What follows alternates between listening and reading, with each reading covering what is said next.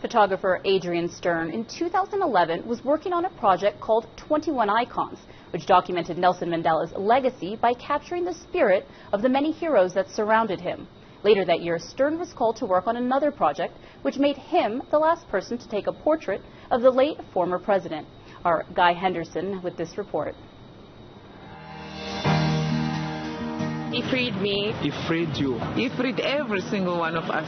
Everywhere I went, people would say to me, what's going to happen to South Africa when Mandela passes? And I'd say, well, there's other incredible people in South Africa.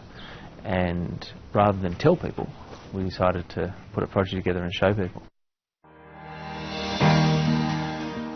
Madiba saw the project and was interested in being photographed for it, which was a huge honour for us. Sorry, Madiba?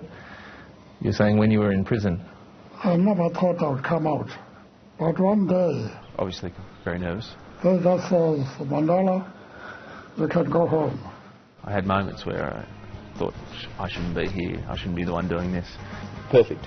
There was this concept of him looking back into the mirror, but as you can imagine, for me to get his face into the mirror, he's not going to be able to see himself. All he sees is me, which is a bit odd.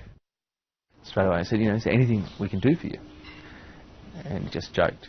And at that moment we all just relaxed.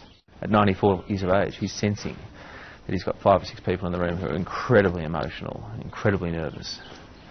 And he takes the time out to make us feel comfortable. I think the point of the way it was done for me was this metaphor of a reflection. Everywhere you look in South Africa, whether you like it or not, you see Nelson Mandela.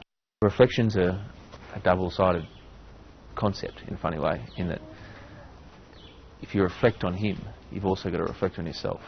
To see how South Africa has had its ups and downs, obviously, over the last week, but to see the South African people come together and to hold it together. If you ever question what that legacy is, you ever question what that reflection is, what we're reflecting on, you just have to look around and you see exactly